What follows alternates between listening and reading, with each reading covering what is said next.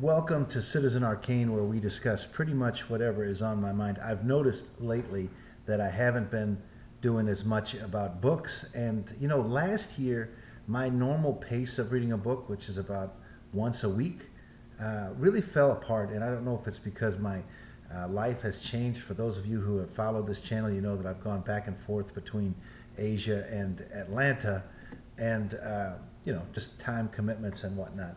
But this year, so far, I'm sort of back on pace, and I wanted to discuss. I want to do like a lot of top 5 books because I get some of my references for books that go onto my to be read list on Goodreads from other booktubers. But again, I'm a little disappointed because there just aren't a lot of booktubers out there doing history, which is kind of what I enjoy.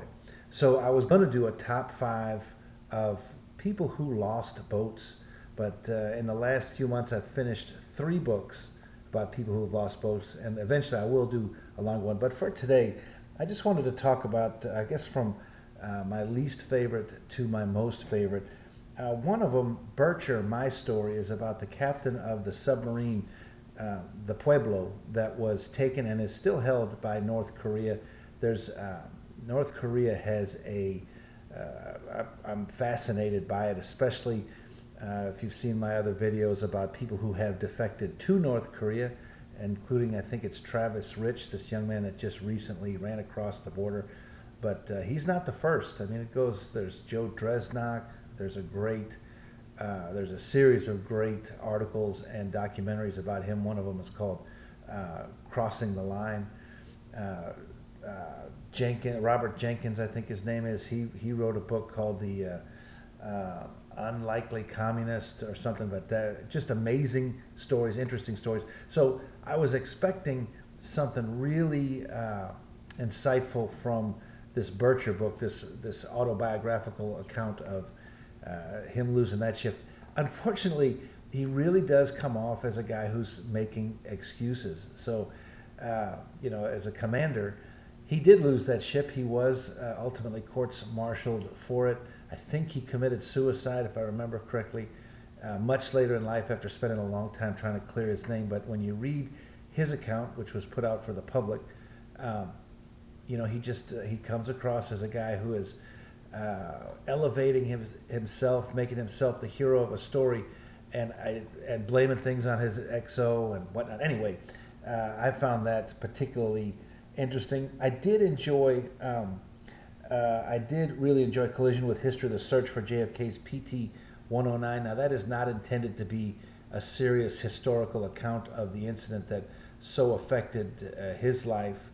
It's a coffee table book, and it did serve its function because I have a friend who's an obsessive JFK sort of micro historian, and in flipping through that book, it did spark a good conversation. I learned some stuff, but not directly from the book so much as from the person whom it sparked a conversation with. So that is a big plus for that book.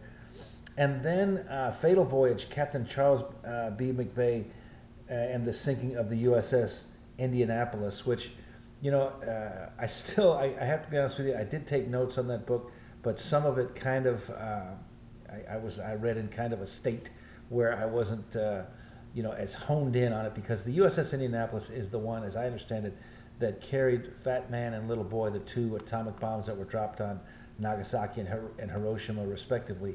And it was later sunk itself, and also that captain was held to account. Now, I don't want to give a spoiler away, but he was not held to account in the way that he could have been. I mean, basically, his career continued. He wasn't, relieved of command or anything like that, but he just got a letter of reprimand. I guess that is a spoiler.